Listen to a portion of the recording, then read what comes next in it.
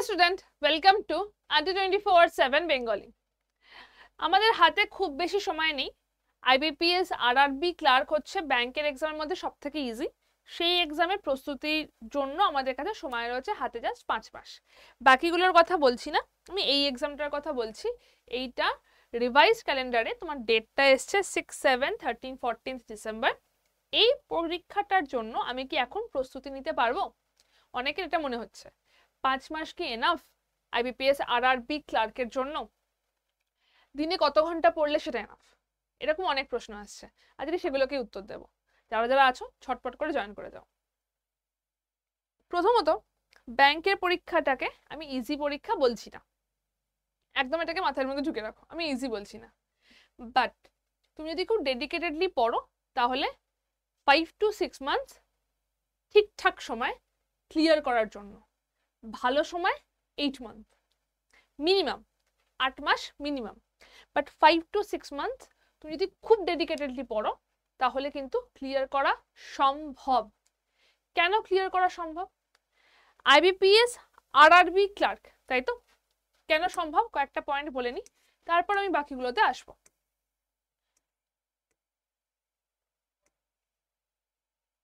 IBPS RRB clerk, RRB ক্লার্কে তোমার sorry আমি IBPS clerk খুলে ফেলেছি। IBPS RRB ক্লার্কে তোমার টোটাল 43টা ব্যাংক এখানে পরীক্ষা নেয়, এবং এটার যে এক্সাম প্যাটার্নটা, আগে বয়সটা বলে রাখি, বয়সটা হয়ে যাচ্ছে আমার 18 থেকে 30 বছর পর্যন্ত তোমরা এখানে অ্যাপ্লাই করতে পারবে। এডুকেশনাল কোয়ালিফিকেশন হচ্ছে শুধু গ্র্যাজুয়েশন। এবং ভালো করে একটু দেখো যে এখানে IBPS RRB ক্লার্কের ক্ষেত্রে এখানে ইংলিশ নেই প্রিলিমসে, রিজনিং এবং অঙ্কের উপর পরীক্ষা হয় 40 করে, এবং এখানে টাইমটার একটা আলাদা করে দেওয়া হয়েছে, নেগেটিভ মার্কিং রয়েছে, 40 করে 80 নম্বরের পরীক্ষা হয়। এবং মেন্সের ক্ষেত্রে গেলে টোটাল 200 নম্বরের পরীক্ষা হয়, এবং এই হচ্ছে তার মার্কস ডিভিশন, এই হচ্ছে টাইম ডিউরেশন। তো তোমার সিলেবাসটা কতটা একটু বলো। আমি কি বলছি, তোমার হাতে 5 মাস রয়েছে, তোমার এক্সাম ডেটটা হচ্ছে 6 ডিসেম্বর, তোমার কাছে রয়েছে 5 মাস। এই 5 মাসে কি তুমি প্রস্তুতি নিতে পারবে? পারবে। কেন পারবে? কারণ তোমার সিলেবাসটা রিজনিং, অঙ্ক, ব্যাংকিং অ্যাওয়ারনেস, ইংলিশ এবং কম্পিউটার, এইটুকু হচ্ছে তোমার সিলেবাস। এবং এইটা ব্যাংকের যতগুলো এক্সাম রয়েছে তার মধ্যে ইজিয়েস্ট। এটাও যে প্রচন্ড ইজি বলছি না, ব্যাংকের যতগুলো এক্সাম রয়েছে তার মধ্যে ইজিয়েস্ট। তুমি যদি একদম চোখ বন্ধ করে অন্য কোনো দিকে না তাকিয়ে যদি 5টা মাস দাও, যেখানে তুমি হয়তো বেসিক যে ইংলিশ, বেসিক যে অঙ্ক, সেগুলো তোমার ধারণা রয়েছে, তাহলে এই 5 মাসের মধ্যেই এই এক্সামটাকে ক্লিয়ার করা পসিবল। কারণ সিলেবাস অনেক কম। আর বাই এনি চান্স যদি ধরো ক্লিয়ার না হলো, তোমার এটা থেকে তুমি যে এক্সপিরিয়েন্স পাবে না, সেটা তোমার নেক্সট এক্সামে প্রচন্ড বেশি কাজে লাগবে। নেক্সট বছরও এইরকমই ভ্যাকেন্সি আসবে, এইরকমই তোমার কাছে নোটিফিকেশন আসবে, এতগুলোই টোটাল ব্যাংকের এক্সাম হবে, প্রত্যেক বছর হয়। তো এইটাতে তুমি যদি এবছর না ক্লিয়ার করতে পারো, পরের বছর ডেফিনেটলি তুমি এখান থেকে একটা তুমি ভালো অভিজ্ঞতা পাবে, যেটা তোমার পরের বছর এক্সামটাতে খুব ভীষণভাবে হেল্পফুল হবে। ঠিক আছে? তো এই হচ্ছে তোমার সিলেবাস, যে সিলেবাসটাকে নিয়ে আমি কথা বললাম, সিলেবাসটা আমি দেখিয়ে দিলাম যে সিলেবাসটা খুব ছোট। IBPS RRB ক্লার্কের ক্ষেত্রে ইন্টারভিউ হয় না, ইন্টারভিউ নেই, ক্লার্কের জায়গাগুলোতে ইন্টারভিউ থাকে না, এবং সেক্ষেত্রে তোমার কিন্তু বাংলা ভাষাতেও তোমরা পরীক্ষা দিতে পারবে। শুধু ইংলিশটা ইংলিশেই হবে, বাকি তোমার বাংলা ভাষাতেও পরীক্ষা দিতে পারবে। ব্যাংকিং এমন একটা জায়গা যেখানে আমি বারবার করে বলে এসেছি 50,000-এর বেশি ভ্যাকেন্সি রয়েছে। এই যে পার্টিকুলার এক্সামটার কথা আমি বলছি, এই এক্সামটা নয়, পুরো সমস্ত কিছু মিলিয়ে প্লাস ইন্স্যুরেন্স মিলিয়ে 50,000-এর বেশি ভ্যাকেন্সি, ডেফিনেটলি রিক্রুটমেন্ট। তোমরা এটাকে মিলিয়ে দেখো, IBPS PO আগস্টের পরীক্ষা হবে, জানুয়ারি ফেব্রুয়ারির মধ্যে রিক্রুটমেন্ট হয়ে যাবে। জানুয়ারি ফেব্রুয়ারির মধ্যে অনেক লোকজন তারা ব্যাংকে যাবে PO হয়ে, কারণ এটা খুব তাড়াতাড়ি হয়ে থাকে। এই এমন একটা প্রিপারেশন যদি তোমরা নাও, সেখানে যত রকমের ব্যাংকিং এক্সাম সমস্তগুলো কভার করবে, তার সাথে ইন্স্যুরেন্স কভার করবে। আর যদি মনে করো যে করতে চাইছো তাহলে এরপর লেট করলে এই এক্সামটাতে বসারও কিন্তু সময় পাবে না, বসতে পারবে পরের বছরগুলোতে। এই বছরের লাস্ট এক্সাম হচ্ছে এটা, এবং এই বছরে যদি মনে করো একটা ট্রাই আমরা নেব তাহলে তোমাদের এখানে বসতে হবে। আমি না একটা ছোট্ট কথা তোমাদেরকে বলছি, এটা এই কথাটার মিনিংটা সদ্গুরুর কথা, তো সেই মিনিংটা থেকে বলছি, আমি মিনিংটাকে কোট করছি। ব্যাপারটা হচ্ছে পসিবিলিটি, রিজনিং এর পসিবিলিটি নয়, পসিবিলিটি। মানে ধরো আমি বলছি যে এই পরীক্ষাটা খুব ডিফিকাল্ট, আমি এই পরীক্ষাটাতে বসবো না, এটার রেজাল্ট কি হবে? তুমি পরীক্ষাটাতে বসলে না, তার মানে তুমি সেখানে পাশ করলে না, তুমি সেখানে চাকরি পেলে না, এন্ড। একটাই পসিবিলিটি, চাকরি পাবে না, এন্ড। আরেকটা পসিবিলিটি কি হয়, এই পরীক্ষাটা খুব ডিফিকাল্ট বাট আমি এটাতে ট্রাই করে দেখতে পারি। ট্রাই করলে কি হবে, হয় আমি চাকরি পাবো অথবা আমি চাকরি পাবো না। মানে ফার্স্ট অপশনটাতে যেখানে তোমার পসিবিলিটি একটাই হয়ে যাচ্ছিল যে তুমি চাকরি পাবে না, আর কোনো দ্বিতীয় থট নেই, তুমি ট্রাই করবে না, তুমি চাকরি পাবে না, তোমার আর কোনো দ্বিতীয় থট নেই। বাট সেকেন্ড অপশনটাতে যখন তুমি ভেবেছো যে তুমি ট্রাই করবে, তখনই তুমি তোমার জন্য 50% চান্স করে রেখেছো যে হ্যাঁ আমি ট্রাই করব। ট্রাই করলে হতে পারে আমি ফেল করেছি, হতে পারে আমি পাস করেছি, তো প্রথমেই তুমি 50% চান্সটা তুমি নিয়ে দেখছো। তো ওই চান্সটাকে নিয়ে দেখো, কোনো জিনিস ট্রাই করার আগেই ছেড়ে দিলে না, সেখান থেকে যে পসিবিলিটিটা আসতে পারতো তুমি সেটাকে তক্ষুনি মেরে দিচ্ছ, সেটা করো না। এক্সামগুলোতে না কোনো কিছুতে কিছু হেরে যাওয়া যায় না, কোনো তুমি কিছুই শিখছো না এটা হয় না।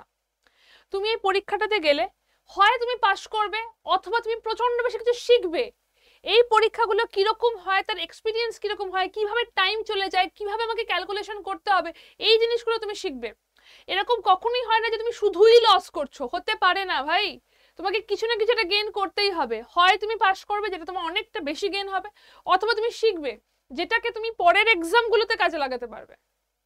তো সদ্গুরুর কথায় পসিবিলিটিটাকে ছেড়ো না, সেটাকে কিন্তু কাজে লাগাতে হবে।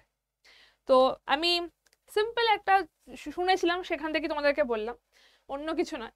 বাট ছোট ছোট জিনিসগুলোতে যেগুলোতে চান্স নিতে পারি আমরা, সেগুলোতে চান্স নেওয়া উচিত। যদি মনে করো যে এই বছরের এই পরীক্ষাটাতে বসতে চাইছো, তাহলে নিজেরা প্রিপারেশন নিতে চাইলে ভেরি গুড, নিজেরা প্রিপারেশন নিতে পারো। তোমরা যদি মনে করো যে আমাদের সাহায্য চাই প্রিপারেশনে, তার জন্য আমাদের একটা ব্যাচ রয়েছে। এই ব্যাচটা 20 তারিখ থেকে শুরু হয়েছে, যেখানে আমি ওরিয়েন্টেশন ক্লাস নিয়েছি, এবং 23 তারিখ থেকে ব্যাচটা প্রপার ক্লাস শুরু হচ্ছে। ব্যাচটা 100% লাইভ ক্লাস, ঠিক আছে? কোনো রেকর্ডেড ক্লাস নেই আপাতত, পরে রেকর্ডেড আসবে। আপাতত কোনো রেকর্ডেড ক্লাস নেই, পুরোটা লাইভ ক্লাস হবে। এসবিআই পিও প্রিভিয়াস ইয়ার একটা সেট রেকর্ডেড ভার্সনে পাবে, পুরোটা লাইভ ক্লাস থাকবে। এখানে হাই লেভেল মক টেস্ট থাকবে যেরকম তোমরা ব্যাংকে পাবে, এবং এখানে তোমরা 8টা বই পাবে, টোটাল 8টা বই এই ব্যাচটার মধ্যে পেয়ে যাবে। এবং আজকে যদি পারচেস করো তাহলে ব্যাচটা কিন্তু ডিভিতে রয়েছে। ডিবি মানে ডাবল ভ্যালিডিটি, 1 বছরের প্রাইসে 2 বছরের জন্য। ডিবি আসছিল যাচ্ছিল এরকম হচ্ছিল, কিন্তু স্টুডেন্টদের প্রচুর রিকোয়েস্টের জন্য ডিবিটাকে আরেকবার আনা হয়েছে, ডিবিতে পাবে। Y268 কোডটা ইউজ করলে এই ব্যাচটাতে হাইয়েস্ট ডিসকাউন্ট পেয়ে যাচ্ছ। যদি কোনো রকম ডাউট থাকে আমাকে ডিরেক্টলি মেসেজ করে নাও, শুধুমাত্র কি করে ভর্তি হবে এইটুকুতে নয়, যদি কোনো ডাউট থাকে, কোনো ব্যাংক নিয়ে কোনো প্রশ্ন আছে, আমাকে এখানে ব্যাংক বলে এই নাম্বারে হোয়াটসঅ্যাপ করে দাও, তোমাদের যা প্রশ্ন থাকবে আমি তোমাদেরকে বলে দিতে পারবো। Y268 কোডটা ইউজ করো, তাহলে তোমরা হাইয়েস্ট ডিসকাউন্ট পেয়ে যাবে এই ব্যাচটা পারচেস করার জন্য। যদি নিজেরা পারচেস করতে চাও, কি করে পারচেস করবে? ফার্স্টে আমাদের অ্যাপটাকে ওপেন করবে, অ্যাপটাকে ওপেন করে সেখান থেকে যাবে গভর্নমেন্ট এক্সাম, সেখান থেকে যাবে গভর্নমেন্ট এক্সাম, সেখান থেকে যাবে স্টেট এক্সাম। স্টেট এক্সামে কেন যেতে বলছি, তাহলে তোমরা এই যে বাংলা ভাষাতে যেটা হচ্ছে, যেখানে তোমাদের পরীক্ষাটা বাংলাতেও দিতে পারবে, বাংলা ভাষাতে তোমাদের কমিউনিকেট করা হবে, পড়াটা বোঝানো হবে বাংলাতে, তার জন্য স্টেট এক্সামে এসো। স্টেট এক্সামে এসে সেখান থেকে এসো ওয়েস্ট বেঙ্গল। ওয়েস্ট বেঙ্গলের মধ্যে দেখবে ডান দিকের নিচে রয়েছে স্টোর বা দোকান, সেখানে গিয়ে যাবে লাইভ ক্লাসেস। লাইভ ক্লাসেসের মধ্যে সেখানে দেখতে পাবে ব্যাংক ফাউন্ডেশন ব্যাচটা রয়েছে। বেশি দিন থাকবে না, কারণ সিট ফুল হয়ে গেলে ব্যাচটা আর পাবে না, ঠিক আছে, সিট ফুল হয়ে যেতে পারে, পরের ব্যাচ আসবে বাট সেটাতে রেকর্ডেড থাকতে পারে, বাট এটা পুরোটা 100% লাইভ ক্লাস। ব্যাংক ফাউন্ডেশন ব্যাচটা দেখতে পাচ্ছ, সেখানে জুন বলে একটা কোড দেওয়া থাকে, জুন 20 এটাকে ক্রস করবে কারণ সেখানে কম ডিসকাউন্ট থাকে, জুন 20।